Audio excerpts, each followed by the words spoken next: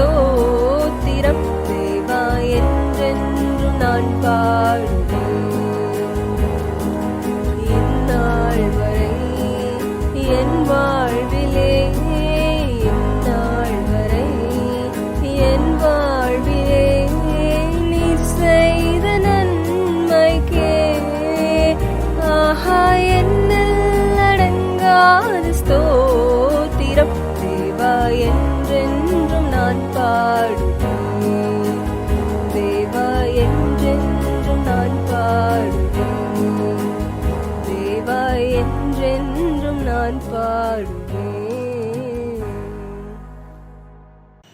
நாம் கடவுளை தொழுவோம். கடவுள் ஆவியராயிருக்கிறார். அவரை தொழுது கொள்கிறவர்கள் ஆவியோடும் உண்மையோடும் அவரை தொழுது கொள்ள வேண்டும்.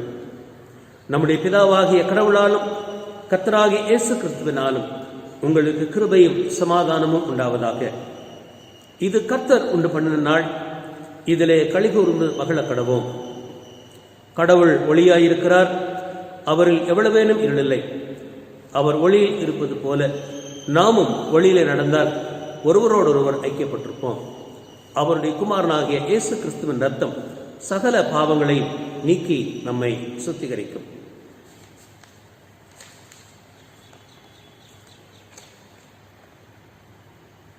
நம்முடைய ஆண்டவர் இயேசு கிறிஸ்துவின் கடவுளும் பிதாவுமானவர் ஸ்தோத்திரத்துக்குரியவர்.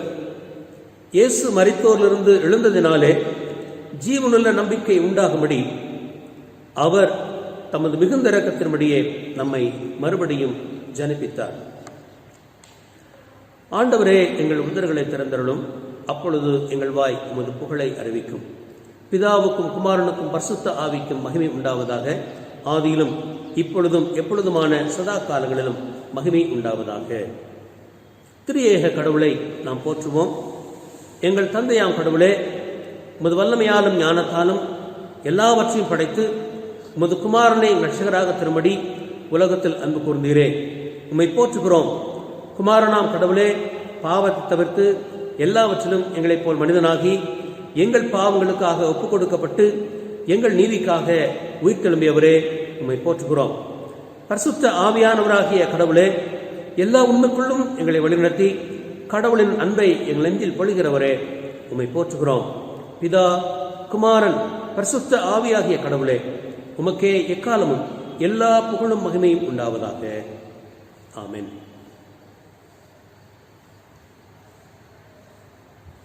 நமக்கு பாவமில்லை என்போமானால் நம்மை நாமே வஞ்சிக்கிறவர்களாயிருப்போம்.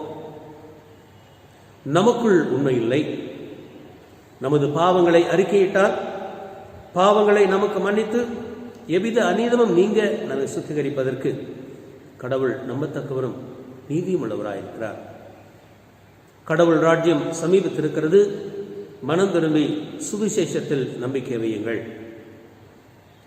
நமது பலவீனங்களுக்காக பரிதவிக்க முடியாத பிரதான ஆசாரியர் நமக்கு இராமல் எல்லா விதத்திலும் நம்மை போல சோதிக்கப்பட்டோம். பாவமில்லாத பிரதான ஆசாரியரே நமக்கு இருக்கிறார். நாம் முழங்கால் படியிட்டு அமைதியாக நம்மை நாமே சோதித்து அறிவோமாக. நமது பாவங்களை எல்லாம் வல்ல கடவுளிடம் அறிக்கை செய்வோமாக. பொதுவான பாவருக்கு ஜெபத்தை நாம் யாவரும் சேர்ந்து சொல்வோம். சர்வ வல்லமையும் மிகுந்த இரக்கமுள்ள பிதாவே, தப்பிப்போன ஆடுகளைப் போல நாங்கள் நம்முடைய வழிகளை விட்டு வழுவி அலைந்து போனோம். எங்கள் இருதயத்தின் யோசனைகளுக்கும் விருப்பங்களுக்கும் மிகவும் இணங்கி நடந்தோம். உமது பரிசுத்த கற்பனைகளுக்கு விரோதமாய் குற்றம் செய்தோம். செய்யத்தக்கவர்களை செய்யாமல் செய்யத்தகாதவர்களை செய்து வந்தோம். எங்களுக்கு சுகமே இல்லை. ஆனாலும் ஆண்டவரே, தேவரீர் எங்கள் ஆண்டவராகிய இயேசு கிறிஸ்துவின் மூலமாய் மனிதருக்கு அருளி செய்த வாக்குத்தத்தங்களின்படியே நிர்வாக்கியமுள்ள குற்றவாளிகளாகிய எங்களுக்கு இறங்கும். தப்புதங்களை அறிக்கிடுகிற எங்கள் மேல் பொறுமையாயிரும். பாவத்து நிமித்தம் துக்கப்படுகிற எங்களை சீர்படுத்தும். மிகவும் இரக்கமுள்ள பிதாவே, உம்முடைய பரிசுத்த நாமத்துக்கு மகிமை உண்டாகும்படி நாங்கள் இனி தேவ பக்தியும் நீதியும் தெளிந்த புத்தியும் உள்ளவர்களாய் நடந்து வர இயேசு கிறிஸ்துவின் நிமித்தம் எங்களுக்கு கிருபை செய்தருளும். ஆமென். சர்வ வல்லமையும் மிகுந்த இரக்கமுள்ள ஆண்டவர் மன்னிப்பையும் பாவ நிவர்த்தியும் நமக்கு கட்டளிட்டருளி வாழ்க்கையை சீர்படுத்துவதற்கான காலத்தையும் தமது பரிசுத்த ஆவியின் கிருபையையும் தேற்றுதலையும் தந்தருளுவாராக. ஆமென். இந்த நாளுக்குரிய சுருக்க ஜெபம். உயிர்த்தெழுந்த திருநாளுக்கு பின்வரும் 3ஆம் ஞாயிற்கான சுருக்க ஜெபம். எங்கும் நிறைந்திருக்கும் இறைவனே, உமது மக்கள் வனாந்தரத்தில் விடுதலை பயணத்தை மேற்கொண்ட போது ஒரு மெய்ப்பரைப் போல அக்னியிலும் மேகத்திலும் பிரசன்னராயிருந்து வழிநடத்தினதற்காக உமக்கு நன்றி படைக்கிறோம். ஒவ்வொரு நாளும் தனிமையிலும் துயரத்திலும் விரக்தியிலும் நாங்கள் வழிநடந்து போகிற போது எங்களோடு நடந்து எங்களோடு பேசி எங்களோடு இடைவிட உம்மிடத்தில் மன்றாடுகிறோம். உம்மோடும் ஐக்கியப்படுவதன் வழியே எங்கள் கண்கள் திறக்கப்படவும் உயிர்த்தெழுந்த உமது வல்லமையை உணர்ந்து கொள்ளவும் இவ்வாற்றல் எங்களை உந்தி உமது பாடுகளில் பங்கேற்று எங்கள் இலக்காகிய நித்திய ராஜ்யத்தை அடையவும் அருள் புரியும். உம்மோடும் தூய ஆவியோடும் ஒரே கடவுளாக முடிவின்றி ஆளுகை செய்யும் எங்கள் ஆண்டவர் இயேசு கிறிஸ்துவின் வழியாய் வேண்டுகிறோம். ஆமென். திருமறை பாடம் வாசிக்க நாம் கேட்போம். வாசிக்கும்படியாக தெரிந்து கொள்ளப்பட்ட வேத வாக்கியம் யாத்திரையாகமம் 40ஆம் அதிகாரம் வசனங்கள் 34 முதல் 38 வரை. யாத்திரையாகமம் 40ஆம் அதிகாரம் 34 முதல் 38. அப்பொழுது ஒரு மேகம் வாசரிப்பு கூடாரத்தை மூடினது. கர்த்தருடைய மகிமை வாசஸ்தலத்தை நிரப்பிற்று. மேகம் அதன் மேல் தங்கி கர்த்தருடைய மகிமை வாசஸ்தலத்தை நிரப்பினதினால் மோசே ஆசரிப்பு கூடாரத்துக்குள் பிரவேசிக்க கூடாமல் இருந்தது. வாசஸ்தலத்திலிருந்து மேகம் மேலே எழும்பும்போது இஸ்ரவேல் புத்திரர் பிரயாணம் பண்ண புறப்படுவார்கள். மேகம் எழும்பாதிருந்தால் அது எழும்பும் நாள் வரைக்கும் பிரயாணம் பண்ணாதிருப்பார்கள். இஸ்ரவேல் வம்சத்தார் பண்ணும் எல்லா பிரயாணங்களிலும் அவர்கள் எல்லாருடைய கண்களுக்கும் பிரத்யட்சமாக பகலில் கர்த்தருடைய மேகமும் இரவில் அக்கினியும் வாசஸ்தலத்தின் மேல் தங்கியிருந்தது. வாசிக்கும்படியாக குறிக்கப்பட்ட வேத பாடம் வாசித்தாயிற்று. நிருபவாக்கியம் பிலிப்பியர் 3ஆம் அதிகாரம் 8ஆம் வசனம் முதல். அது மாத்திரமல்ல, கர்த்தராகிய இயேசு கிறிஸ்துவை அறிகிற அறிவின் மேன்மைக்காக எல்லாவற்றையும் நஷ்டமென்று எண்ணிக்கொண்டிருக்கிறேன். நான் கிறிஸ்துவை ஆதாயப்படுத்திக் கொள்ளும் பிடிக்கும் நியாயப்பிரமாணத்தில் வருகிற சுயநிதியை உடையவனாயிராமல் கிறிஸ்துவை பற்றும் விசுவாசத்தினால் வருகிறது விசுவாசம் மூலமாக தேவனால் உண்டாகிறதுமான நீதியை உடையவனாய் இருந்து கிறிஸ்துவுக்குள் இருக்கிறது என்று காணப்படும் படிக்கும். இப்படி நான் அவரையும் அவருடைய உயிர்த்தெழுதலின் வல்லமையும் அவருடைய பாடுகளின் ஐக்கியத்தையும் அறிகிறதுக்கும் அவருடைய மரணத்திற்கு உள்ளாகி எப்படியாயினும் நான் மரித்தோரிலிருந்து உயிரோடு எழுந்திருப்பதற்கு தகுதியாகும் படிக்கும் அவருக்காக எல்லாவற்றையும் நஷ்டமென்று விட்டேன், குப்பையுமாக எண்ணுகிறேன். நான் அடைந்தாயிற்று அல்லது முற்றும் தேறினவானேன் என்று எண்ணாமல் கிறிஸ்து இயேசுவினால் நான் எதற்காக பிடிக்கப்பட்டேனோ அதை நான் பிடித்து கொள்ளும்படி ஆசையாய் தொடர்கிறேன். சகோதரரை, அதை பிடித்து கொண்டென்று நான் எண்ணுகிறதில்லை. ஒன்று செய்கிறேன், பின்னானவைகளை மறந்து முன்னனவைகளை நாடி கிறிஸ்து இயேசுவுக்குள் தேவன் அழைத்த பரம அழைப்பின் பந்தய பொருளுக்காக இலக்கை நோக்கி தொடர்கிறேன். ஆகையால் நம்மில் தேறினவர்கள் யாவரும் இந்த சிந்தையாய் இருக்க கடவும்.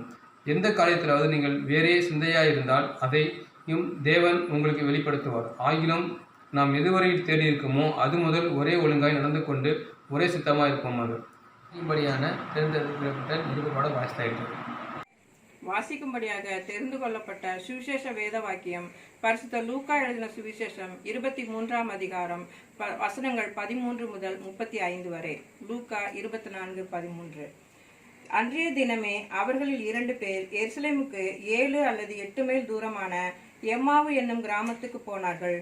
போகையில் இந்த வர்த்தமானங்கள் யாவையும் குறித்து அவர்கள் ஒருவரோடொருவர் பேசிக்கொண்டார்கள். இப்படி அவர்கள் பேசி சம்பாஷித்துக் கொண்டிருக்கையில் இயேசு தாமே சேர்ந்து அவர்களுடனே கூட நடந்து போனார்.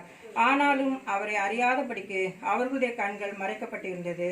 அப்பொழுது அவர் அவர்களை நோக்கி, நீங்கள் துக்கமுக உள்ளவர்களாய் வழி நடந்து ஒருவருக்கொருவர் சொல்லிக் கொள்கிற காரியங்கள் என்னவென்று கேட்டார்.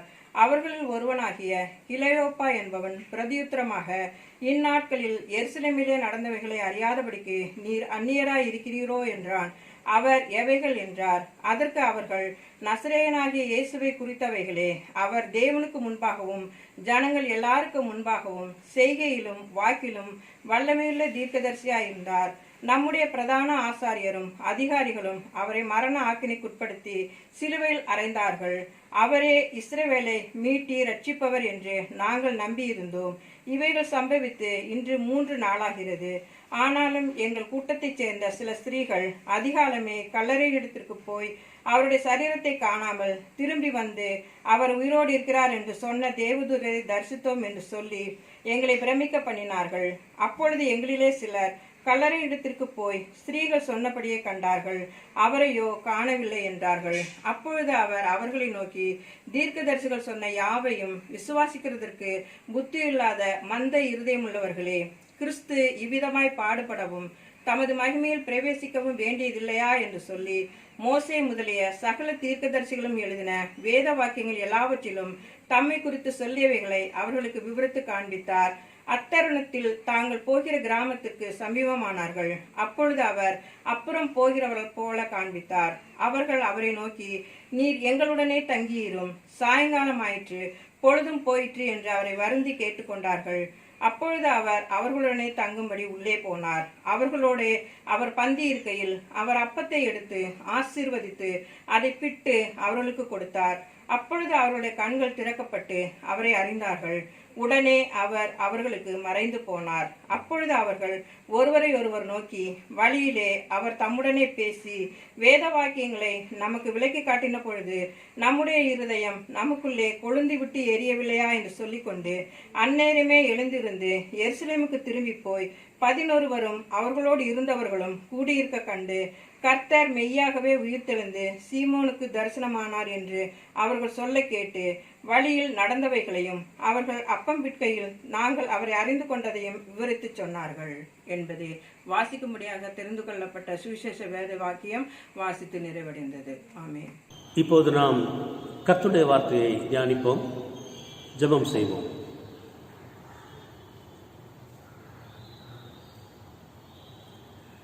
சத்திய வேதம் பக்தரின் கீதம், சுத்தர்கள் போகும் பாதையின் தீபம், உத்தம மார்க்கம் காட்டும். சத்திய வேதம்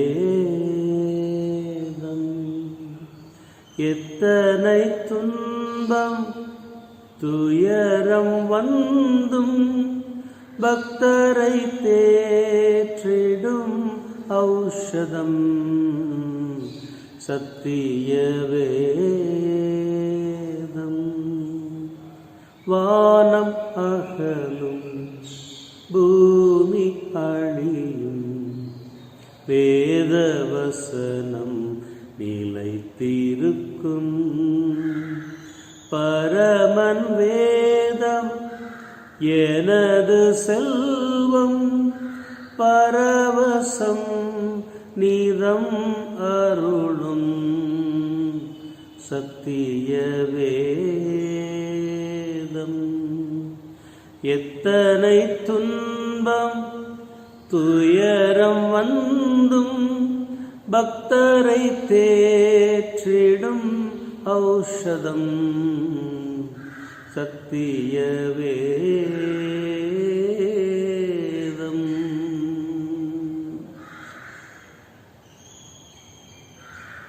எங்கள் கண்மலையும் மீட்பருமாகிய கர்த்தாவே, என் வாயின் வார்த்தைகளும் எங்கள் எல்லோருடைய உள்ளத்தின் தியானமும் உம்முடைய திருமுன்னர் ஏற்றவர்களாய் காணப்படுவதாக. ஆமென். நம்முடன் என்றும் வாழும் ஆண்டவராகிய இயேசு கிறிஸ்துவின் திருப்பெயராலே உங்கள் யாவருக்கும் அன்பின் தோத்திரத்தை கூறிக்கொள்கிறேன். அவர் அருளுகிற கிருபையும் சமாதானம் நம் ஒவ்வொருவரிலும் பெருக உங்களை நான் வாழ்த்துகின்றேன். இந்த நாளிலே நாம் தியானிக்க தென்னிந்திய திருச்சபை நமக்கு கொடுத்திருக்கின்ற கருப்பொருள் communion with the risen Christ in the daily life. Communion with the risen Christ in the daily life.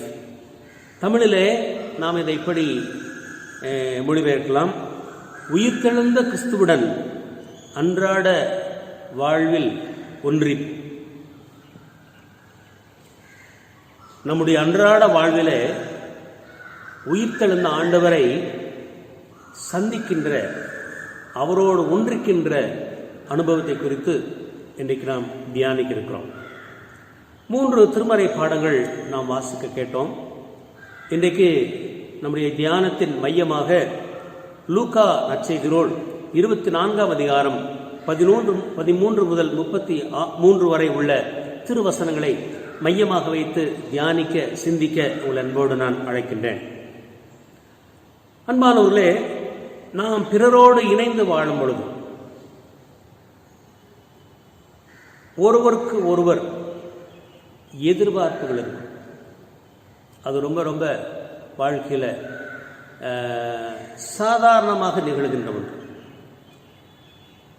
கடவுள் மனிதரில் எதிர்பார்க்கிறார், மனிதர்கள் கடவுளிடம் எதிர்பார்க்கிறார்கள். கணவன் மனைவியில் எதிர்பார்க்கிறான், மனைவி கணவரில் எதிர்பார்க்கிறார். பிள்ளைகள் பெற்றோரிடத்திலே எதிர்பார்க்கிறார்கள், பெற்றோர் பிள்ளைகளிடத்திலே எதிர்பார்க்கிறார்கள். ஆசிரியர்கள் மாணவர்களிடத்திலே எதிர்பார்க்கிறார்கள், மாணவர்கள் ஆசிரியரிடத்திலே எதிர்பார்க்கிறார்கள். வாழ்க்கையே எதிர்பார்ப்பு தான். எதிர்பார்ப்பு இல்லாமல் நம்மால் வாழ முடியாது. இப்படி நாம் சிந்தித்துக் கொண்டே இருந்தால் கடைசியிலே ஒரு முடிவுக்கு நாம் வருவோம். அது என்ன முடிவு என்றால், எதிர்பார்ப்பு என்ற ஒன்று இல்லை என்றால் ஏமாற்றம் என்ற ஒன்று இல்லை.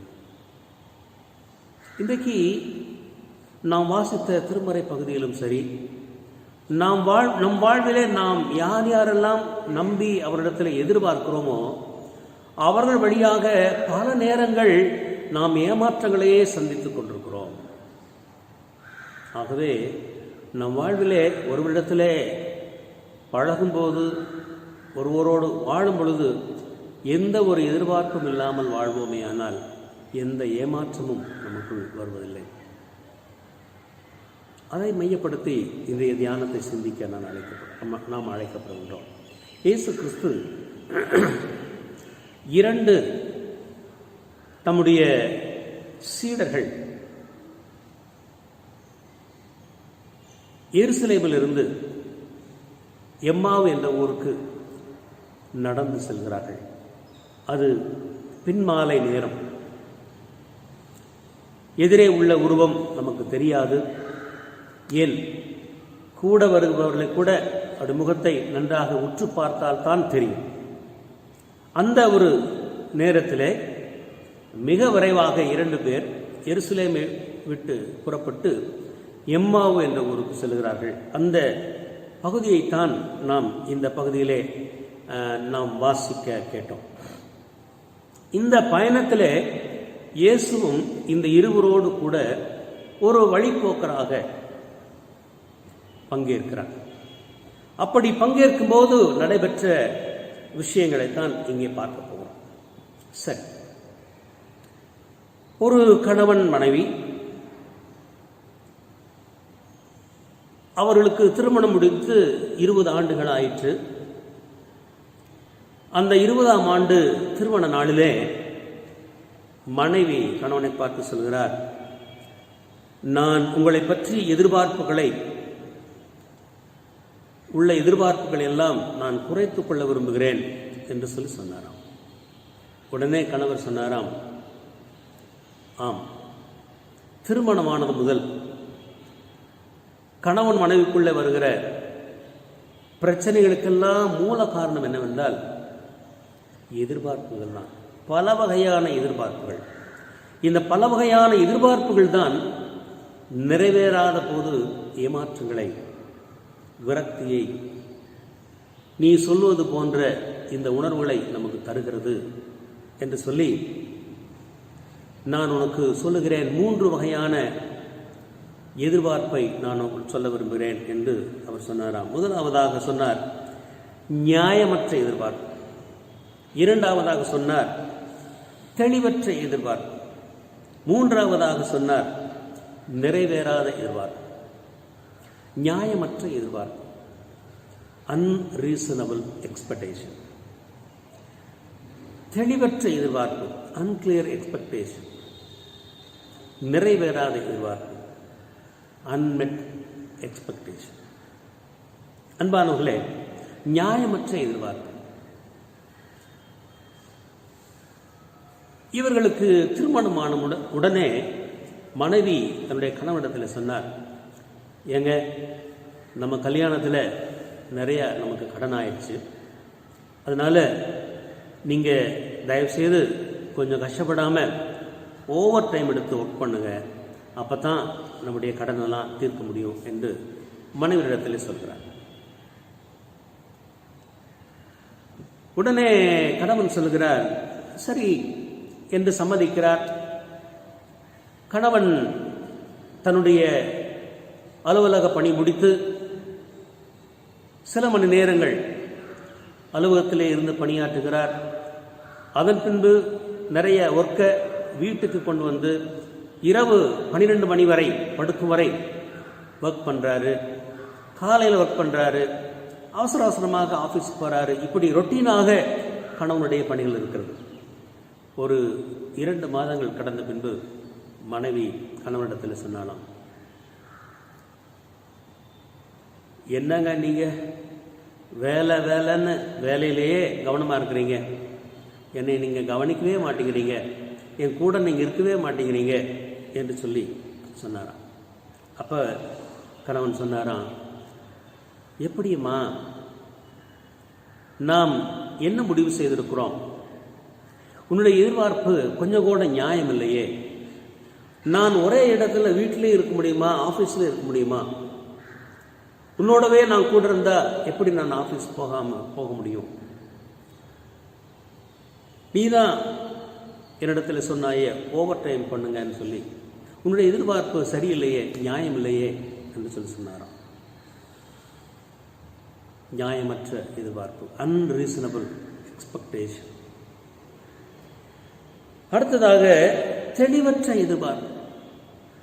இவருடைய குடும்ப வாழ்க்கையில் 10வது திருமண நாளில் கணவன் வந்து மனைவிட்டு சொல்கிறாரு, ஏமா நமக்கு 10th வெட்டிங் டே வருது, இட்ஸ் ஸ்பெஷல், உனக்கு நான் என்ன கிஃப்ட் பண்ணலாம் நீ சொல்லு என்று சொல்கிறார். உடனே அவள் சொல்கிறாள், எனக்கு ஒரு சேலை சாரி வேணும் அப்படின்னு சொல்லி சொன்னான். அப்புறம் அடுத்த நாள் சொன்னா, இல்லை சாரி எல்லாம் எனக்கு வேண்டாம், எனக்கு ஒரு நல்ல கல் வச்ச ரிங்கு வேணும்னு சொல்லி சொன்னான். அதுக்கு அடுத்த நாள் இல்லை ரிங் எல்லாம் வேண்டாம், சின்னது நல்ல ஒரு அழகா நெக்லஸ் ஒன்று வாங்கி கொடுங்க. இப்படி இவள் மாறி மாறி சொல்லிக்கொண்டே இருந்தாள். உறுதி செய்ய முடியாத நிலையிலே கணவன் தங்களுடைய திருமண நாளிலே கடைக்கு போய் அவனுக்கு ரொம்ப பிடிச்ச ஒரு சாரியை வாங்கிட்டு வந்து தன் மனைவியிடத்திலே, இது நம்முடைய திருமண பரிசாக நான் உனக்கு தருகிறேன் என்று சொல்லி கொடுத்தார். உடனே அதை வாங்கி பார்த்த மனைவி, ஐயோ இந்த மாடல் இந்த கலரு என்கிட்ட எத்தனை இருக்கு, எனக்கு இது பிடிக்கவே இல்லை என்று சொல்லி சொன்னார். அன்பானவர்களே, இந்த மனைவியினுடைய எதிர்பார்ப்பு ஒரு தெளிவாக இல்லை. அவள் ஒரு நாள் சாரி வேண்டும் என்று சொல்கிறார், இன்னொரு நாள் மோதிரம் வேணுங்கிறார், நெக்லஸ் என்று சொல்கிறார். கணவனால் என்ன முடிவு எடுக்க வேண்டும் என்பதிலே அவன் ஒரு முடிவை எடுக்கிறான். அந்த முடிவை மனைவி ஏற்றுக்கொள்ளவில்லை. தெளிவற்ற மனைவியின் எதிர்பார்ப்பு. 3வதாக நாம் பார்க்கிறோம், நிறைவேறாத எதிர்பார்ப்பு, அன்மெட் எக்ஸ்பெக்டேஷன். அன்பானவர்களே, இவருடைய குடும்பம், இவர்கள் காதலித்து திருமணம் செய்து கொண்டவர்கள் ஆனபடியினாலே தாங்கள் திருமணத்துக்கு முன்பாகவே அவர்கள் திட்டமிட்டார்கள், நம்முடைய குடும்ப வாழ்க்கையிலே நாம் 2 பிள்ளைகளை பெற்றுக்கொள்ள வேண்டும் என்று சொல்லி முடிவெடுத்தார்கள். ஆனால் அந்த முடிவு சரியான முடிவு, நல்ல முடிவு, அந்த முடிவு நிறைவேறல. ஏன் அப்படின்னா, இவருடைய திருமணத்திற்கு முன்பு இவர் சந்தித்த ஒரு விபத்தில் கருத்தரிக்க முடியாத ஒரு நிலைமைக்கு இவர்கள் தள்ளப்பட்டார்கள். எனவே குழந்தை பேறு என்ற நிலை அவளுக்கு இல்லை. இந்த நிலையில் இப்படி பிள்ளை பெறுவோம் என்ற எதிர்பார்ப்பு ஒரு நிறைவேறாத ஒரு எதிர்பார்ப்பாக, ஒரு அன்மெட் எக்ஸ்பெக்டேஷனாக இருக்கிறதை நான் பார்க்கிறோம். ஆகவேதான் 20ஆம் ஆண்டு நினைவு நாளிலே மனைவி, உம்மை பற்றிய எதிர்பார்ப்பை நான் குறைத்துக் கொள்ளலாம் என்று நீ என்னிடத்தில் சொல்லுகிறாயே என்று சொல்லி சொன்னார். அன்பானவர்களே, இந்த செய்திக்கு இவ்வளவு நீண்ட ஒரு அறிமுகம் தேவையா, முன்னுரை தேவையா என்று கேட்கலாம். அன்பானவர்களே, அது மட்டுமல்ல, இன்னும் ஒரு சில எதிர்பார்ப்புகள் உண்டு. அதீத எதிர்பார்ப்பு, ஓவர் எக்ஸ்பெக்டேஷன், தாழ்வான எதிர்பார்ப்பு, அண்டர் எக்ஸ்பெக்டேஷன், தவறான எதிர்பார்ப்பு, ராங் எக்ஸ்பெக்டேஷன், இதெல்லாம் இன்னைக்கு இருக்கிறத பார்க்கிறோம். அதீத எதிர்பார்ப்பு. நம்ம ஒரு சில காரியத்தில் ஒன்றை அளவுக்கு மீறி எதிர்பார்க்கிறது நம்ம பார்க்கிறோம். ஒரு ஆசிரியர் தன்னிடத்தில் உள்ள அறிவுத்திறன் குறைந்த, அதாவது ஸ்லோ லேர்னிங் ஸ்டூடெண்ட் இருக்கான்னு வைங்களேன், அவன் தேர்வு முடிந்து எல்லா தேர்விலும் எல்லா கேள்விக்கும் சரியான விடை எழுதி கட்டாயம் பாஸ் ஆகணும்னு எதிர்பார்க்கிறான். ஆனால் அவன் ரொம்ப ஸ்லோ லேர்னர், அதிக அவன் மார்க் வாங்க வேண்டும் என்று சொல்லி எதிர்பார்க்கிறான். இது ஒரு அதீத எதிர்பார்ப்பு. இன்னொரு உதாரணத்துக்கு நான் சொல்றேங்க. ஒரு மாருதி 800 கார்னு வைங்களேன், அந்த கார்ல ஒரு 240 கிலோமீட்டர் ஸ்பீடில் போகணும்னு சொல்லி எதிர்பார்க்க முடியுமா? ஒரு அளவு இருக்கிறது. அளவுக்கு மீறி அதீத நிலையிலே எதிர்பார்க்கின்ற எதிர்பார்ப்புகளையும் இன்னைக்கு நாம் பார்க்கிறோம். இன்னொரு எதிர்பார்ப்பு அண்டர் எக்ஸ்பெக்டேஷன், தாழ்வான ஒரு எதிர்பார்ப்பு. அதுக்கு ஒரு நல்ல ஒரு உதாரணம் சொல்லணும்னா, கோலியாத் தாவீதை அண்டர் எஸ்டிமேட் பண்றான். சின்ன பொடியில் தானே நீ தடி எடுத்துட்டு என்ற சண்டைக்கு வர்றையா என்று கோலியாத்து மிக இழிவாக தாவீதை பார்க்கிறான். ஆனால் அவனுடைய எதிரியை ஒரு எளிமையாக தாழ்மையான நிலையில அண்டர் எஸ்டிமேட் பண்ணதுனால அவன் அங்கே வீழ்ந்து போகிறத நான் பார்க்கிறோம். அன்பானுக்குள்ளே இன்னொரு எதிர்பார்ப்பை சொல்லிட்டு நம்ம அடுத்தது போகலாம். தவறான எதிர்பார்ப்பு, ராங் எக்ஸ்பெக்டேஷன். அதுக்கு ஒரு நல்ல உதாரணம் சொல்லணும்னா, ஒரு கோழியை அடை வச்சிருக்கணும் வைங்களேன், அந்த முட்டையிலிருந்து கோழி குஞ்சு தான் வரும். கோழி முட்டையை அடை வச்சுட்டா அதிலிருந்து கோழி குஞ்சு தான் வரும். ஆனால் மயில் குஞ்சு அதில் வரும்னு சொல்லி எதிர்பார்த்தா அது தப்பான ஒரு எதிர்பார்ப்பு இல்லையா? இதுபோல இன்றைக்கு எதிர்பார்ப்புகள் ஏருக்கு மாறாக தாறு மாறாக இருக்கின்றன. இந்த திருமறை பகுதியிலே சீடர்கள் இயேசுவிடத்திலே அவ்வளவு எதிர்பார்ப்புகளை எதிர்பார்த்து அந்த எதிர்பார்ப்புகள் எல்லாம் நிறைவேறாத நிலையிலே அவர்கள் விரக்தியாய் போய் பல உணர்வுகளை வெளிப்படுத்துகிறார்கள். இன்றைக்கு உயிர்த்தெழுந்த ஆண்டவரோடு ஒன்றிக்கின்ற நம்முடைய உறவிலே நம்முடைய எதிர்பார்ப்புகள் நிறைவேறாத நிலையிலே நாம் வெளிப்படுத்துகிற உறவுகள் என்ன? இங்கே அந்த சீடர்கள் அந்த 2 பேரும் வெளிப்படுத்தின உணர்வை மிகச் சுருக்கமாக நான் தியானிக்க அன்போடு நினைக்கிறேன். அவங்க சொல்றாங்க, லூக்கா 24ஆம் அதிகாரத்தில் பார்த்தோம்னா 19, 20, 21 வசனங்களை நாம் பார்த்தோம்னா, நசரேயனாகிய இயேசுவை குறித்தவைகளே அவர் தேவனுக்கு முன்பாகவும் ஜனங்கள் எல்லாருக்கும் முன்பாகவும் செய்கையிலும் வாக்கிலும் வல்லமையுள்ள தீர்க்கதரிசியாயிருந்தார். நம்முடைய பிரதான ஆசாரியரும் அதிகாரிகளும் அவரை மரண ஆக்கினைக்குட்படுத்தி சிலுவையில் அறைந்தார்கள். அவரே இஸ்ரவேலை மீட்டு ரட்சிப்பவர் என்று நாங்கள் நம்பியிருந்தோம். இவைகள் நடந்து 3 நாட்கள் ஆயிற்று என்று வருத்தத்தோடே ஒரு எங்களுடைய எதிர்பார்ப்பு நிறைவேறாத ஒரு ஏமாற்றத்தோடே பகிர்ந்து கொள்கிறதை நாம் இங்கே பார்க்கிறோம் பிரியமானவர்களே. முதலாவதாக, சரி, அவருடைய எதிர்பார்ப்பு நியாயமற்ற எதிர்பார்ப்பாக, தெளிவற்ற எதிர்பார்ப்பாக, நிறைவேறாத எதிர்பார்ப்பாக இருக்கிறத நாம் இங்கே பார்க்கிறோம். ஒரு 6 ரிஃப்ளெக்ஷன், அவருடைய உணர்வுகளை இங்கே நாம் பார்க்குறோம். முதல்ல அவருடைய உணர்வு என்னன்னா, இந்த 2 பேரும் எருசலேமுக்கு எதிர் திசையிலே போறான். எருசலேமை விட்டு நம்ம கிளம்பிடணும்ப்பா என்று எருசலேமை விட்டு கிளம்பிடுறாங்க. மாலை நேரத்தில், இரவு நேரத்தில், யாரும் பார்க்காத நேரத்தில் இவங்க 2 பேரும் மிக விரைவாக போகிறார்கள். எம்மாவு என்ற ஊருக்கு போகிறார்கள். 11 கிலோமீட்டர் தூரம் நடந்து போக வேண்டும். நடந்தே அவர் போகிறார்கள். ஏன் அங்கே போறாங்க? அவங்க சொந்தக்காரங்க அங்கே இருக்காங்களா? அல்லது எருசலேமில் இருக்கிறதுக்கு பயமாக இருக்கிறது, தப்பித்து ஓடிவிடலாம் என்று ஓடுகிறார்களா? இனிமேல் இங்கே எருசலேமில் இருந்து எந்த பயனும் இல்லை. பெரிய ஏமாற்றத்தை தான் நாம் சந்தித்திருக்கிறோம். இந்த இயேசுவிடத்தில் எதிர்பார்த்து ஏமாந்து போனோம் என்று விரக்தியோடு போகிறார்களா? எருசலேமை தங்கள் முதுகுக்கு பின்னே தள்ளி எம்மாவை நோக்கி அவசரமாக ஓடுகிறார்கள். தங்களை காப்பாற்றிக் கொள்ள, தாங்கள் தப்பித்துக் கொள்ள அவர்கள் ஓடுகிறதை பார்க்கிறோம். இரண்டாவதாக, அவருடைய உணர்வு நடந்து போகிறார்கள் என்று பார்க்கிறோம். 11 கிலோமீட்டர் இரவு நேரத்தில் நடந்து போறாங்க. அந்த காலத்தில் வெளிச்சம் இருக்காது. பெரும்பாலும் பயணமெல்லாம் பகலில் தான் நடத்த போவாங்க. ஆனால் இவர்கள் இரவு பயணம் செய்கிறார்கள். உண்மையிலங்க இந்த பயணத்துக்கு அவங்க கழுதையோ குதிரையோ ஆயத்தம் செய்யவே இல்லை.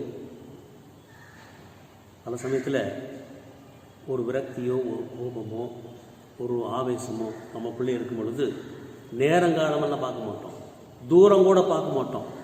என்ன செய்வோம்? நடந்தே போயிடுவோம். இப்போ இந்த ஊரடங்கு போட்ட உடனே பஸ்ஸு, ட்ரெயின், லாரி எதுவுமே இல்லாத சமயத்தில் அண்டை மாநிலத்தை சேர்ந்தவர்கள் 80 கிலோமீட்டர்னாலும் சரி, 103 கிலோமீட்டர்னாலும் நடந்தே போனார்கள். சாப்பிட்றது கூட ஒன்றும் இல்லை. எப்படியாச்சும் ஊருக்கு போய் சேரலாண்டா, இந்த ஊரை விட்டு போயிடணுண்டா என்று நடந்தே சென்றதை நாம் பார்க்கிறோம். மூன்றாவதாக பார்க்கிறோம், இப்படி எதிர்பார்ப்பிலே ஏமாற்றம் அடைந்தவர்கள் சும்மாவே இருக்க மாட்டாங்க. எதையாச்சும் பேசிட்டே இருப்பாங்க, வளரிட்டே இருப்பாங்க. இவங்க 2 பேரும் பேசிட்டே போறாங்க. என்னடா அது, இந்த இயேசுவை நம்பிட்டு நம்ம வந்தோமே, அண்டான் இப்படி செத்து போயிட்டாரே, ஒண்ணுமே புரியலையே. திடீர்னு காலையில் 2 பெண்கள் வந்து அவர் உடல் இல்லை, யாரையோ பார்த்து தேவதூதனை பார்த்தோம், அவரை உயிர்த்தெழுந்தாருன்னு சொன்னாங்களாமா, ஒன்றும் நம்ப முடியலையே என்று பிதற்றி கொண்டு உரையாடி கொண்டு போகிறதை நான் பார்க்கிறோம். நான்காவதாக அவர்களிடத்தில் காணப்படுவது, அவருடைய முகத்தில் வந்து ஒரு மகிழ்ச்சி இல்லை, ஒரு முகவாட்டம், ஒரு கவலை, ஒரு வருத்தம், ஒரு ஏக்கம், ஒரு ஏமாற்றம் அவருடைய உள்ளத்திலே தெரிந்தது. அந்த ஏமாற்றத்தோடு போயிட்டு இருக்கிறப்ப வழிபோக்குறவரை சந்திக்கிறார். வழிபோக்கர் சந்திச்சோன்னே, நீங்க என்ன ரொம்ப வருத்தத்தோட என்னமோ பேசிட்டு போறீங்களே, என்ன காரியத்தை பத்தி பேசிட்டு போறீங்க என்று இயேசு கேட்கிறார். அப்பொழுது இவர்களுக்கு என்ன வருது? என்ன சொல்றாங்க? எருசலேமிலே தங்கியிருப்பவர்களுக்குள் உனக்கு மட்டும்தான் இதை பற்றி தெரியாதா என்று இயேசுவிடத்திலே கோபப்படுகிறார்கள். ஊரே எருசலேமுக்கே தெரியும், உன் ஒருத்தனுக்கு மட்டும் தெரியாதா என்று இயேசுவிடத்திலே தன்னுடைய கோபத்தை வெளிப்படுத்துகிறதை நான் பார்க்கிறேன். அன்பானுக்களே, விளக்கமாக ஏமாந்து போனவங்க இப்படி கோபப்படுவார்கள். அது அவருடைய உணர்வை வெளிப்படுத்துகின்ற ஒரு பண்பு. சரி, இயேசு அவரிடத்திலே பொறுமையாக பேசுகிறார். திருமறையை, இயேசு கிறிஸ்துவை பற்றிய காரியங்கள் எல்லாம் எடுத்து சொல்லுகிறார். உடனே இந்த ஏமாந்து போன அந்த உள்ளத்துக்கு, ஏக்கத்தோடு இருந்த உள்ளத்துக்கு வழியில் ஒருத்தர் வந்தவர் நம்ம கூட சேர்ந்து நல்லா பேசினார், சில ஆறுதலை சொன்னாரே, இயேசுவை பற்றி பல காரியத்தை சொன்னாரே. சரி, நம்ம சாப்பிட போகிறோம், ஃப்ரெண்டு தானே, ஃப்ரெண்டு வழிபோக்கரா வந்த ஒரு கெஸ்ட் மாதிரி, வாங்க சாப்பிடலாம் என்று இயேசுவை அழைக்கிறதை பார்க்கிறோம். வரவேற்கின்றார்கள். வரவேற்று அவருக்கு உணவு கொடுக்கிறார்கள். பாருங்க, இந்த சீடர்கள் எருசலேமை விட்டு போகும்போது ஒரு பதட்டம், ஒரு கவலை, ஒரு ஏக்கம், ஒரு ஏமாற்றம், ஒரு கோபம், ஒரு விரக்தி. நடந்தே போறாங்க, தப்பிச்சிடலாம். இத்தனை 6 வகையான உணர்வுகள். அதாவது எதிர் திசையிலே போகிறார்கள், எருசலேமை விட்டு எதிர் திசையிலே போகிறார்கள், நடந்தே போகிறார்கள், பேசிட்டே போறாங்க, கவலையோட இருக்கிறாங்க, கோபப்படுறாங்க, புதிதாக தன்னோடு சேர்ந்து கொண்ட ஒருத்தரையும் வரவேற்றுக் கொள்கிறாங்க. இந்த 6 உணர்வுக்கு மத்தியில் இயேசு ஒரே ஒரு செயலை செய்து அவர்களை திடப்படுத்துகிறார், அவர்களை தேற்றி பலப்படுத்துகிறார். என்ன செய்கிறார்?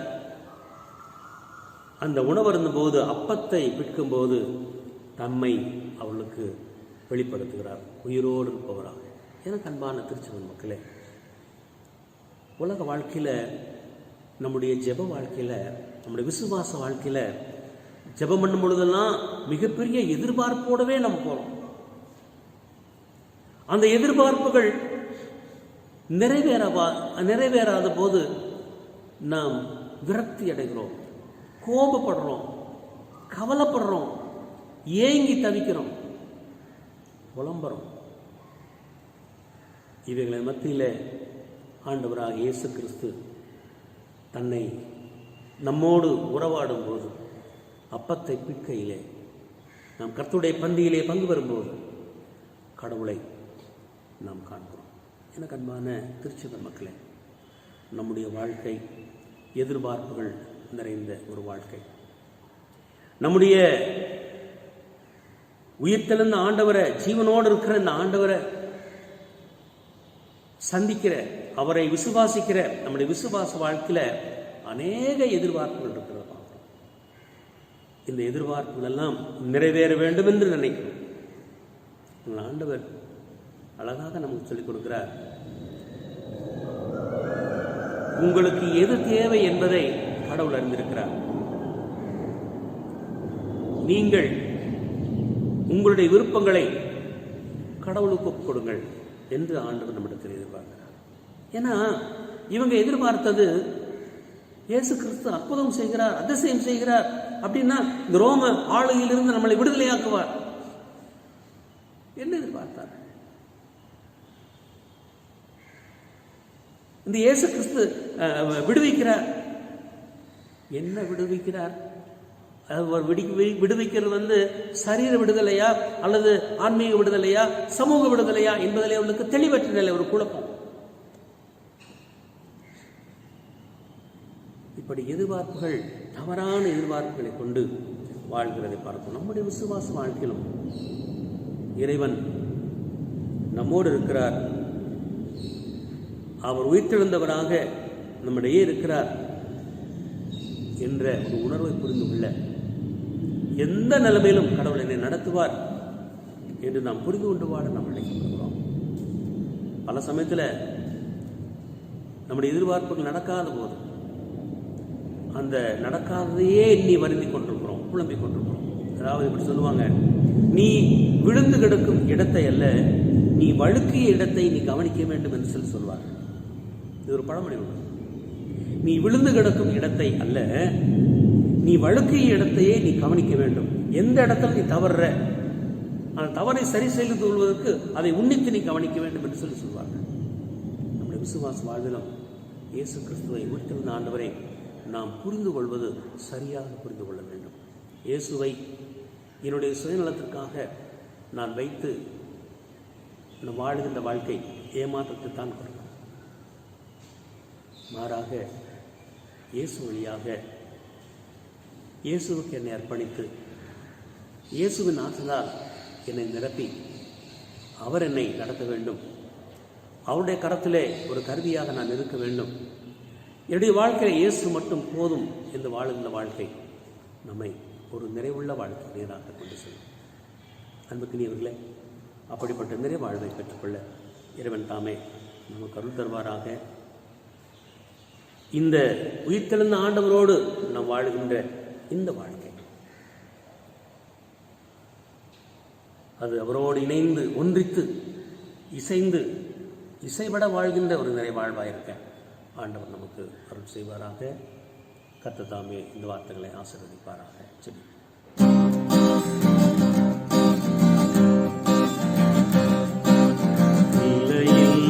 உலகு நிஜமில்ல உறவு நிலையானது இங்கில்லை. நேற்றும் என்றும் என்றும் மாறாத தெய்வம் நீ மட்டும் போதும் எப்போதும். நீ மட்டும் போதும், நீ மட்டும் போதும், நீ மட்டும் போதும் எப்போதும். நிலையில்லா உலகு நிஜமில்லா உறவு நிலையானதும் இங்கில்லை. நேற்றும் என்றும் என்றும் மாறாத தெய்வம் நீ மட்டும் போதும் எப்போதும்.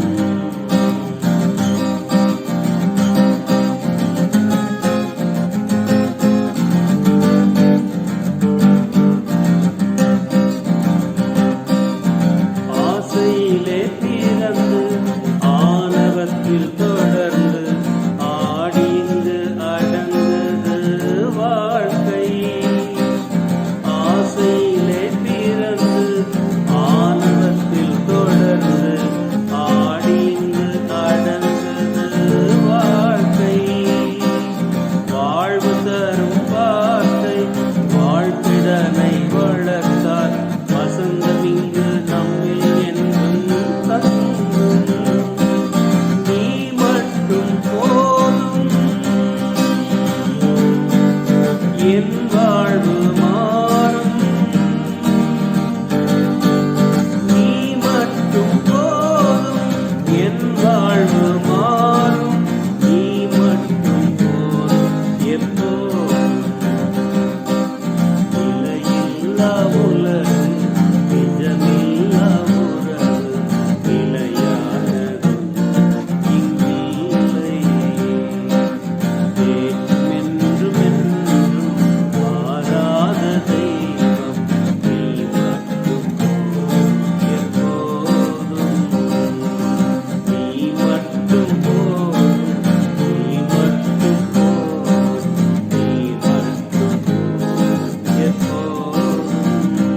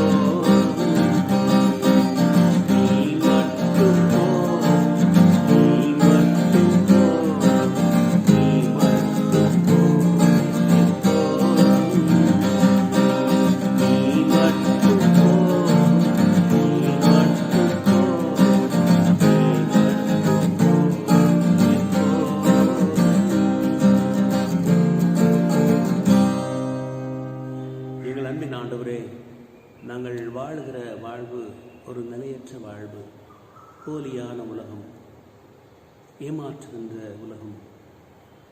இதிலே இயேசுவை நம்புகின்ற எங்களுடைய நம்பிக்கையே எங்களுக்கு ஏற்றத்தை தரும்.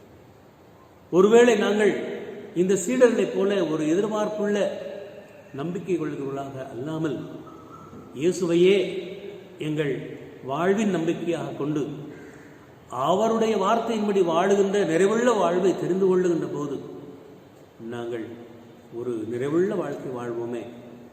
இயேசுவே, நீர் ஒருவரே எங்கள் வாழ்வுக்கு போதும் ஆண்டவரே. உம்மையே நாங்கள் பின்பற்றி உம்மோடு அனுதினமும் உள்ள இந்த உறவிலே, இந்த ஒன்றிப்பிலே எங்கள் வாழ்நாள் முழுவதும் நாங்கள் வாழ எங்கள் கிருபை தரும்படி நாங்கள் சொல்லிக்கிறோம். நீர் மரித்தவர் அல்ல, மரித்து மண்ணுக்கு மண்ணாக போனவர் அல்ல, உயிருள்ளவராக வாழ்கிறவராக இருக்கிறேன். அந்த வாழுகின்ற இறைவனோடு எங்களுடைய அனுதின வாழ்விலே நாங்கள் மேற்கொள்ளுகின்ற பயணத்திலே இயேசுவை வல்லவராக, மீட்பராக, இரட்சகராக கண்டுகொள்ள எங்களுக்கு கிருபை தருவீராக.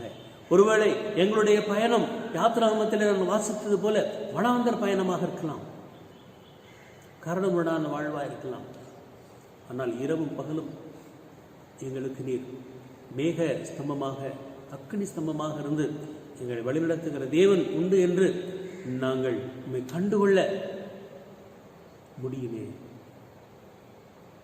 இந்த நாளிலே எங்களுடைய எதிர்பார்ப்பை அல்ல, எங்களுடைய ஆண்டவருடைய எதிர்பார்ப்பை நாங்கள் நிறைவு செய்கிறவர்களாக, பூர்த்தி செய்கிறவர்களாக, அவரை தொடர்கிறவர்களாக நாங்கள் வாழ எங்களுக்கு கிருபை செய்கிறார்கள். எங்களுடைய திருச்சபை நீர் ஆசீர்வதியும். இந்த வார்த்தையை கேட்டவுடைய பிள்ளைகள் ஒவ்வொருவரையும் ஆசீர்வதியும். அவர்கள் யாராக இருந்தாலும் இந்த யூடியூபில் எந்த இடத்துல எந்த நாட்டில் இருந்து கேட்டாலும் நம்முடைய பிள்ளைகளை நீர் ஆசீர்வதிக்கிறார்கள். தங்களுடைய சொந்த எதிர்பார்ப்புகளினால ஒரு நிலையற்ற எதிர்பார்ப்பை கொண்டு ஏமாந்து போய்விடாதபடி கடவுளுடைய திருவார்த்தை நிறைவேற்றுவதே நோக்கம் என்று உறுதியாய் இயேசுவை போல வாழ நிறுத்துகிறார். எங்களை வழிநடத்தும், எங்கள் வாழ்வு முழுவதும் எங்களை பாதுகாத்துக் கொள்ளும். இயேசு கிறிஸ்துவின் நாமத்தில் ஜெபிக்கிறோம் நல்ல பிதாவே, ஆமென். நாம் யாவரும் எழுந்து நின்று நம்முடைய விசுவாசத்தை அறிக்கை செய்வோம். வானத்தையும் பூமியையும் படைத்த சர்வ வல்லமுள்ள பிதாவாகிய தேவனை விசுவாசிக்கிறேன். அவருடைய ஒரே குமாரனாகிய நம்முடைய நாதர் இயேசு கிறிஸ்துவை விசுவாசிக்கிறேன். அவர் பரிசுத்த ஆவியினாலே கன்னிமரிடத்தில் பூத்து பிறந்தார். பொந்தி பிலாத்துவின் காலத்தில் பாடுபட்டு சிலுவையில் அறையுண்டு மரித்து அடக்கம் பண்ணப்பட்டு பாதாளத்தில் இறங்கினார். 3ஆம் நாள் மரித்தோரிலிருந்து எழுந்தருளினார். பரமண்டலத்துக்கு ஏறி சர்வ வல்லமுள்ள பிதாவாகிய தேவனுடைய வலது பார்சத்திலே வீற்றிருக்கிறார். அவ்விடத்திலிருந்து உயிருள்ளோரையும் மரித்தோரையும் நியாயத்திற்க வருவார். பரிசுத்த ஆவியையும் விசுவாசிக்கிறேன். பொதுவாயிருக்கிற பரிசுத்த சபையும் பரிசுத்தவான் ஐக்கியமும் பாவ மன்னிப்பும் சரீரம் உயிர்த்தெழுதலும் நித்திய ஜீவனும் என்று விசுவாசிக்கிறேன். ஆமென். நாம் ஜெபம் செய்வோம். கர்த்தர் உங்களோடு இருப்பாராக, அவர் உமது ஆவியோடு இருப்பாராக. கர்த்தாவே எங்களுக்கு இரங்கும், கிறிஸ்துவே எங்களுக்கு இரங்கும், கர்த்தாவே எங்களுக்கு இரங்கும். பரமண்டலங்களில் இருக்கிற எங்கள் பிதாவே, உம்முடைய நாமம் பரிசுத்தப்படுவதாக, உம்முடைய ராஜ்யம் வருவதாக, உம்முடைய சித்தம் பரமண்டலத்திலே செய்யப்படுகிறது போல பூமியிலையும் செய்யப்படுவதாக. அன்றொன்றுள்ள எங்கள் அப்பத்தை எங்களுக்கு இன்று தாரும். எங்களுக்கு விரோதமாய் குற்றம் செய்வர்களுக்கு நாங்கள் மன்னிக்கிறது போல எங்கள் குற்றங்களை எங்களுக்கு மன்னியும். எங்களை சோதனைக்கு பிரவேசிக்க பண்ணாமல் தீமை நின்று எங்களை ரட்சித்துக் கொள்ளும். ராஜ்யமும் வல்லமையும் மகிமையும் என்னென்றைக்கும் உடையவர்களே. ஆமென். நாம் ஜெபம் செய்வோம். எல்லா மனிதருக்காகவும் செவியுங்கள் என்று எங்களுக்கு கற்றுக் கொடுத்திருக்கிறீரே. அகில உலகத்துக்காக நாங்கள் செபிக்கிறோம். அகில உலகம் இன்றைக்கு பேரச்சமாக மிகப்பெரிய உயிரிழப்பை சந்திக்கின்ற கொரோனா COVID-19 டிசீஸ்க்காக நாங்கள் செபிக்கிறோம்.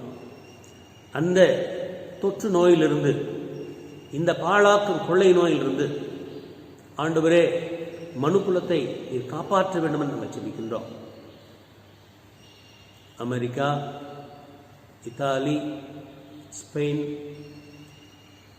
இன்னும் ஐரோப்பிய நாடுகள், ஈரான், இந்தியா, பாகிஸ்தான் என்று சொல்லி ஏறக்குறைய உலகத்திலே உள்ள 200 நாடுகள் இந்த நோய் தொற்றினாலே அவதிப்பட்டு கொண்டிருக்கிறத, மரணங்களை சந்தித்துக் கொண்டிருக்கிறத, மருத்துவ உலகிலே மிகப்பெரிய ஒரு அச்சத்தையும் ஒரு நெருக்கடியையும் உண்டாக்கியிருக்கிற ஒரு சூழலில் நம்முடைய கரத்தை நோக்கி நாங்கள் ஜெபிக்கிறோம் சுவாமி. ஆண்டவரே, இந்த பூ உலகத்துக்கு ரட்சிப்பை கொண்டு வந்தவர் நீர். உன்னத இறைவன் மனிதனாக வந்து பிறந்து உலக ரட்சிக்க சிலுவையிலே தன் இன்னுயிரை பலியாக கொடுத்த ஆண்டவர். இந்த மனுக்குள்ளும் வாழ வேண்டும், ரட்சிக்கப்பட வேண்டும், மீட்கப்பட வேண்டும் என்ற ஒரு பெரிய நோக்கத்தோடு இருந்த காரியத்தை செய்திருக்கிறீர். இன்னும் இந்த உலகம் காக்கப்பட நீர் அந்த ரட்சிப்பின் பணியிலே செயல்பட்டு கொண்டே வருகிறீர். நாங்கள் நம்மை போற்றுகிறோம், நம்மை துதிக்கிறோம். ஆனால் ஆண்டவரே, இன்றைய சூழலிலே உலகின் வல்லரசுகள் கூட, மருத்துவத்திலே வளர்ந்திருக்கிற நாடுகள் கூட, நாகரிகத்திலே பெருகியிருக்கிற நாடுகள் கூட இந்த கொரோனா தொற்று வியாதியினாலே தத்தளிக்கிறத நாங்கள் பார்க்குறோம். கர்த்தர் ஆண்டவரே, இந்த பூமிக்கு உம்முடைய வல்ல கரத்தை நீட்டி குணமாக்கும்படியாக நாங்கள் ஜெபிக்கின்றோம். சிறப்பாக இந்த வேளையில் எங்களுடைய தேசத்துக்காக நாங்கள் ஜெபிக்கிறோம். ஏறக்குறைய 130 கோடி மக்களுக்கு மேல் வாழுகிற இந்த நாட்டில் வறுமை மிகுந்த நாடு. ஏறக்குறைய 40% மக்கள் வறுமை கோட்டுக்கு கீழாக வாழ்கின்றவர்கள். ஒரு சில ஆயிரம் மக்கள் தான் எங்கள் நாட்டில் பணக்காரங்களாக இருக்காங்க.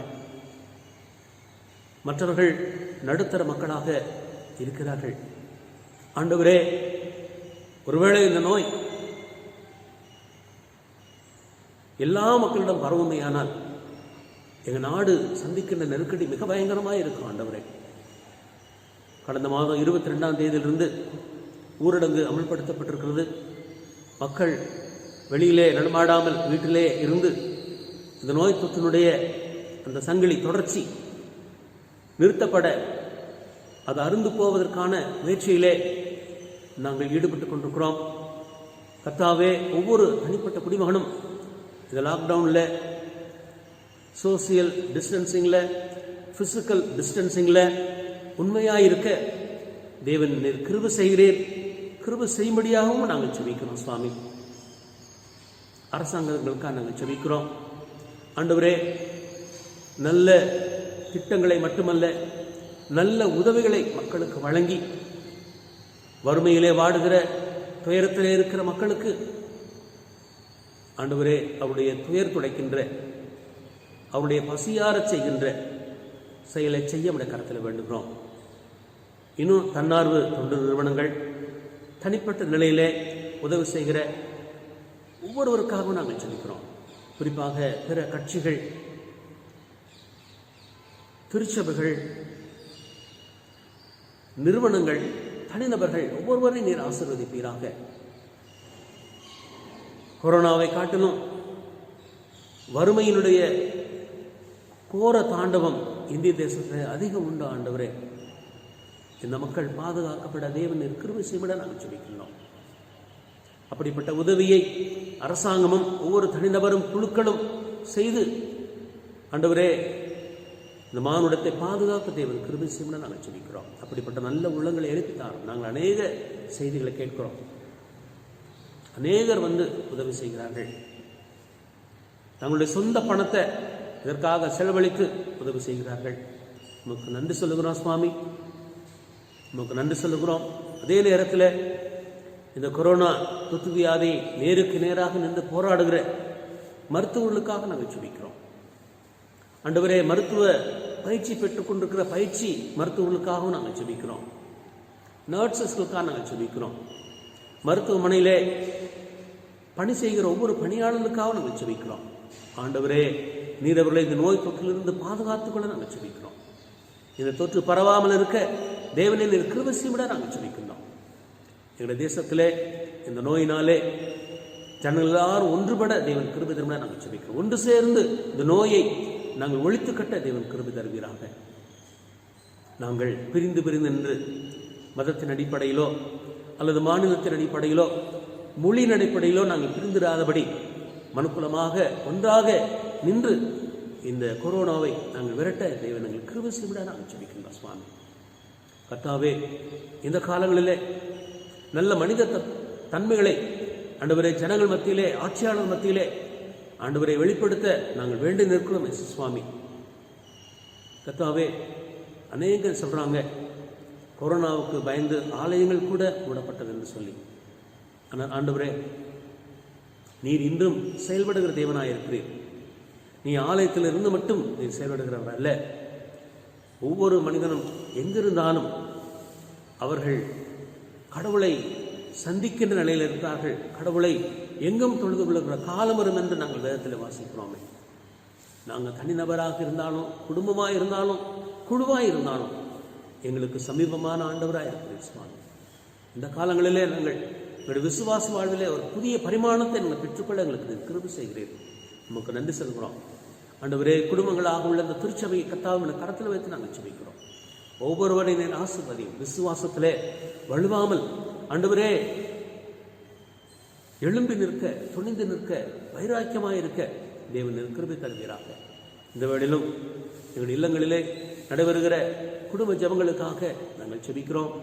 அந்த ஐக்கியத்திலே முழு குழுவுமாக எல்லோரும் பங்கு பெற கிருபை தருவீராக. ஒவ்வொருவரையும் ஆசீர்வதிப்பீராக. ஆண்டவரே, இந்த கொரோனாவிலே அநேகர் சுகம் பெற்று வருவதற்காக உங்களுக்கு நாங்கள் நன்றி சொல்கிறோம். உம்முடைய சுகமாக்கும் வல்லமை செயல்பட்டு கொண்டிருப்பதற்காக நாங்கள் ஸ்தோத்திரிக்கிறோம் சுவாமி. இன்னும் இந்த தொற்றிலே இருக்கிற மக்களுக்காகவும் புதிதாக தொற்று பற்றி இருக்கிற மக்களுக்காகவும் நாங்கள் ஜெபிக்கிறோம். அவர்களுக்குள்ளே நல்ல ஒரு எதிர்ப்பு சக்தியை நீர் கொடுத்து அந்த நோய் அவர்களை பரவாதபடி, அவர்களுக்குள்ளே வராதபடி தேவன் தாமே அவர்களை காத்துக்கொள்ளும் நாங்கள் ஜெபிக்கிறோம். நீர் அப்படியே ஒருவரை நீர் காத்து ஆசீர்வதிக்க நாங்கள் ஜெபிக்கிறோம். கர்த்தர் அற்புதராய் அதிசயராய் எங்களுக்கிருந்து பாழாக்கும் கொள்ளை நோய் தப்புவிப்பேன், வாதை உன் கூடாரத்தை அணுகாது என்றெல்லாம் எங்களுக்கு நீ சொல்லியிருக்கிறேன். இரவில் உண்டாகும் பயங்கரத்துக்கும், பகலில் பறக்கும் அம்புக்கும், இருளில் நடமாடும் கொள்ளை நோய்க்கும், மத்தியானத்தை பாழாக்கும் சங்காரத்துக்கும் நீ பயப்படாதிருப்பாய் என்று எங்களுக்கு சொல்லியிருக்கிறேன். எங்களை நீ பாதுகாத்துக் கொள்கிற ஆண்டவராக எங்களுடைய இல்லங்களிலே உம்முடைய பாதுகாக்கிற கரம் இருப்பதற்காக நன்றி சொல்கிறோம். எங்களை தொடர்ந்து வழிநடத்துங்க. இது கொடுத்து வருகிற சுகத்துக்காக, பலத்துக்காக நன்றி சொல்கிறோம். இன்னும் இந்த மருத்துவ பரிசோதனைக்கு தேவையான எல்லா பொருட்களும் உபகரணங்களும் கிடைக்கப்பட தேவன் கிருபை செய்வீராக. அதற்கான எல்லா வாசல்களையும் தேவன் திறந்து தரும்படியாக நாங்கள் ஜெபிக்கின்றோம். அரசாங்கம் நல்ல முயற்சிகளை மேற்கொள்ள நீ உதவி செய்விட நாங்கள் ஜெபிக்கின்றோம். தொடர்ந்து எங்களை வழிநடத்துங்க, காத்துக்கொள்ளுங்க, ஆசீர்வதிங்க. இவருடைய திருச்சபைக்காக ஜெபிக்கிறோம். திருச்சபையின் ஒவ்வொரு குடும்பத்தாரையும் ஆசீர்வதியும். பேர் பேராய் படிக்கிற, வேலை செய்கிற ஆண்டவரே மக்களுக்காக நாங்கள் ஜெபிக்கிறோம். இந்த பிள்ளைகளுடைய தேவைகளுக்காக நாங்கள் ஜெபிக்கிறோம். கர்த்தர் போதுமானவராக வழிநடத்தி காத்துக்கொள்ள நாங்கள் ஜெபிக்கிறோம். இவருடைய திருமணத்துக்காக ஆண்டவரே, எல்லா போதகர்களுக்காக, இவருடைய பேராயருக்காக, திருமணத்தின் தலைவர்களுக்காக நாங்கள் ஜெபிக்கிறோம். கல்வி நிறுவனங்களுக்காக நாங்கள் ஜெபிக்கிறோம். படிக்கிற பிள்ளைகளுக்காக நாங்கள் ஜெபிக்கிறோம். எல்லாரையும் ஆண்டவர் ஆசீர்வதித்து வழிநடத்துகிறாங்க.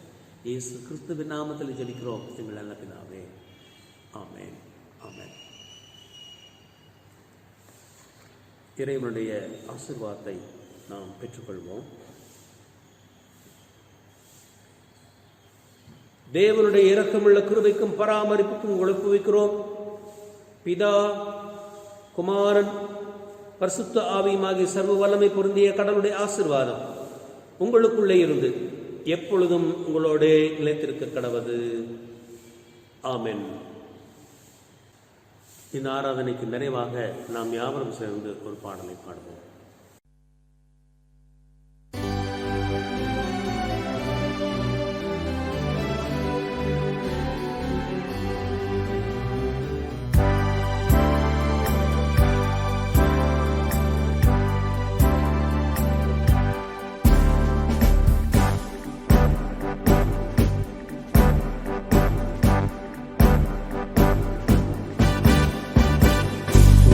எழுந்தாரே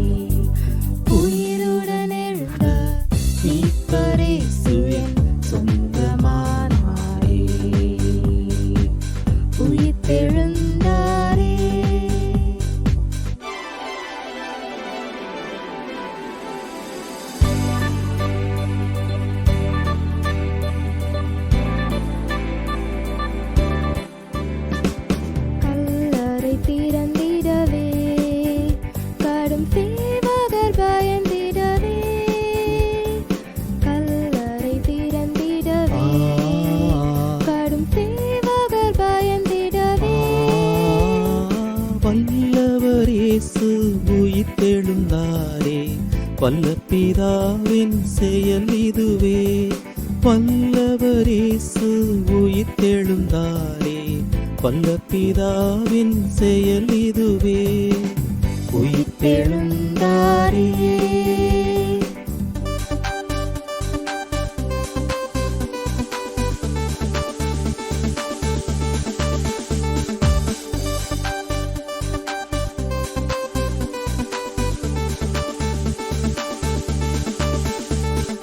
மரித்தவர் மத்தியிலே ஜீவதேவனை தேடுவாரோ, மரித்தவர் மத்தியிலே ஜீவதேவனை தேடுவாரோ.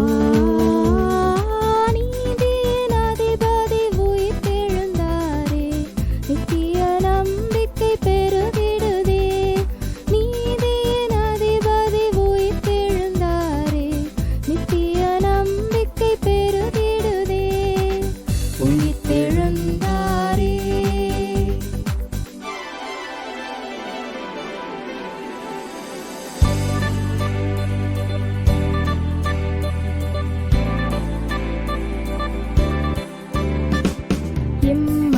சீஷர்களின் எல்லா மன இருள் நீக்கினாரே, எம்மாவு சீஷர்களின் எல்லா மன இருள் நீக்கினாரே. என் மன கலக்கங்கள் நீக்கினதாலே எல்லையில்லா பரமானந்தமே. என் மன கலக்கங்கள் நீக்கினதாலே எல்லையில்லா பரமானந்தமே. உயிர்த்தெழுந்தாரே.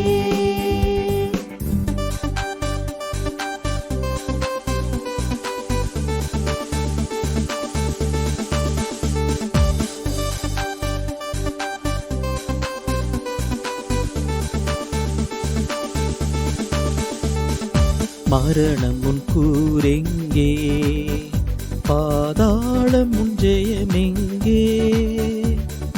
மரணம் உன் கூரெங்கே, பாதாளம் உன் ஜெயமெங்கே. தாவையும் நோயையும் பேயையும் ஜெயித்தார், சகையோரே துதி சாற்றிடுவோம். தாவையும் நோயையும் பேயையும் ஜெயித்தார், சகையோரே துதி சாற்றிடுவோம். உயிர்த்தெழுந்தாரே.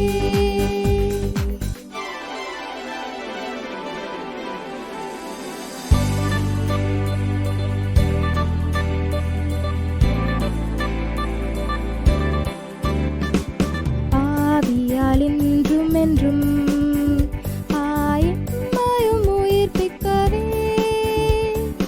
ஆவியால் இன்றும் என்றும் ஆயம்மையும் உயிர்ப்பிக்கவே.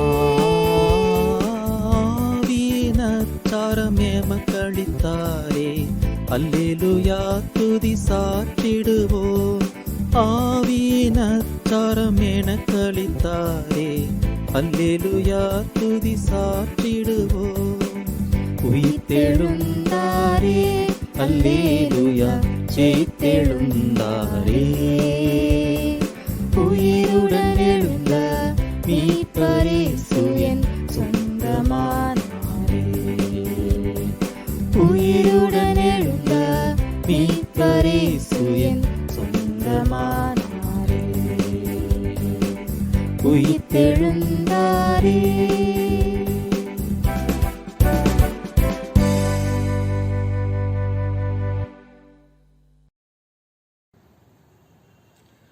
ஜெபம் செய்வோம். எங்கள் அன்பின் ஆண்டவரே,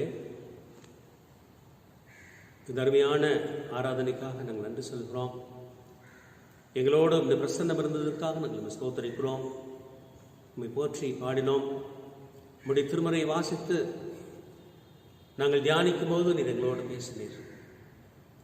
எங்களுடைய வாழ்க்கை பயணத்தில் உயிருள்ள ஆண்டவராக, ஒரு வழிப்போக்கராக, ஒரு ஆண்டவராக, ஒரு மீட்பராக, இரட்சகராக எங்களோடு நீர் பயணிக்கிறேன் என்ற உணர்விலே எங்களுடைய சொந்த எதிர்பார்ப்புகளே அல்ல, எங்கள் ஆண்டவர் எதற்காக அழைத்தீரோ அந்த நோக்கங்களை நிறைவேறும் வண்ணமாக எங்களை அர்ப்பணித்து வாழ எங்களுக்கு கிருபைத்தார்.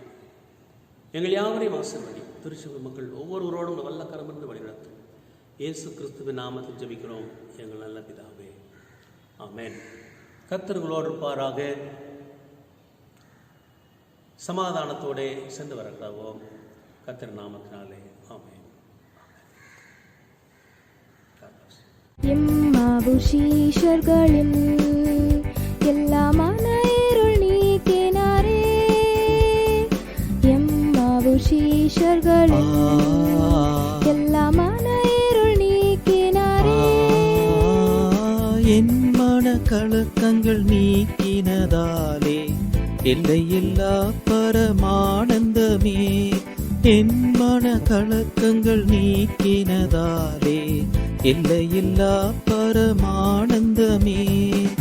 உயிர்த்தெழுந்தாரே